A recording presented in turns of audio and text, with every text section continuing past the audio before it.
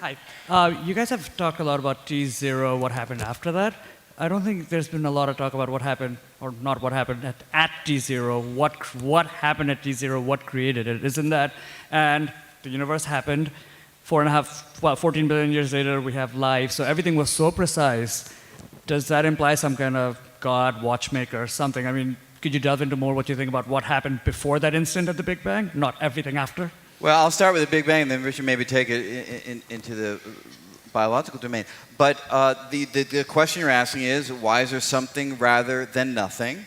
And it is the key question, and it's one that we really have absolutely no idea how to answer.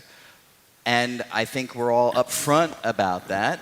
But once we allow for stuff to exist, space, time, matter, in some sense the laws of physics, with that minimal architecture, we can then run things forward. And as far as we know, we don't need anybody from the outside tinkering with things in order to get things where they currently are. So could you say that some God created it and then stood back? Of course, and this has long been said, and there's very little that we can ever say to refute that. The point of the matter, though, is it's not very interesting. It may be true, it ain't interesting. Why? Because you're just replacing one mysterious collection of words with another word, which to me holds as much mystery.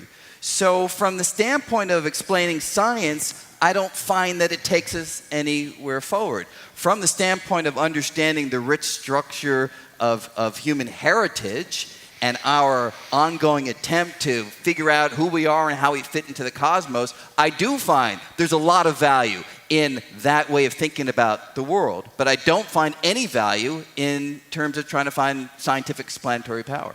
I think it's worse than that. I think it's worse than just not interesting.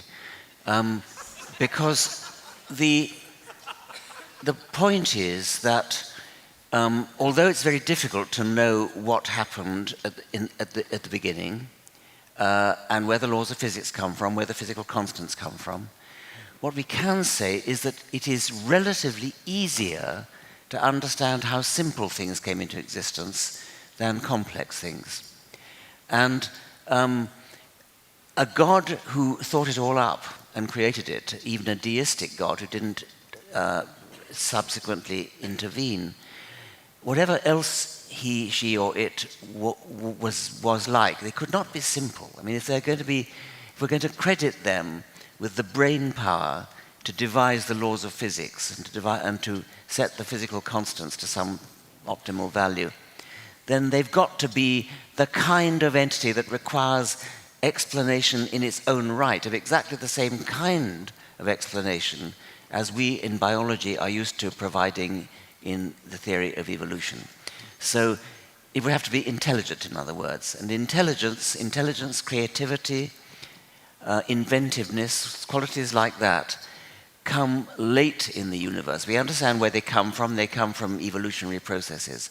To suddenly smuggle in intelligence at the very beginning is to betray the entire scientific enterprise. So it's much worse than being uninteresting. It's positively anti-scientific. So the one thing I would say is, well, since you got applause, I'll sort of agree with you. But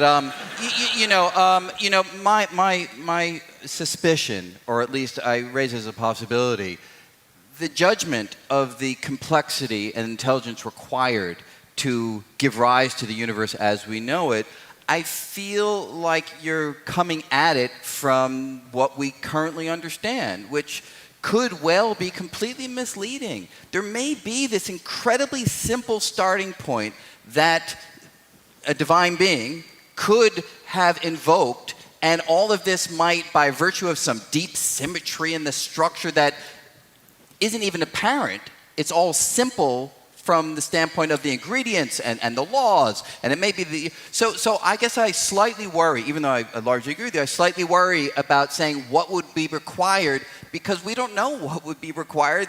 That's what I mean by us not being able to figure it out. But if it's simple, why call it God? I mean, no, I agree. That's exactly the point that I made. It would be just replacing one word with another. But I guess I worry about the argument of trying to delineate the degree of intelligence and complexity required I have no idea whether what you said is true in that regard. But if it's just plain simplicity, just call it simplicity. What? Yeah. So that I agree with, but it was the attributing a certain necessary level of complexity and intelligence that I find hard. But I agree with the larger point that we're just replacing one word with another. So you see, I'm unsatisfied with that. I should have stopped when I convinced him of string theory. Okay.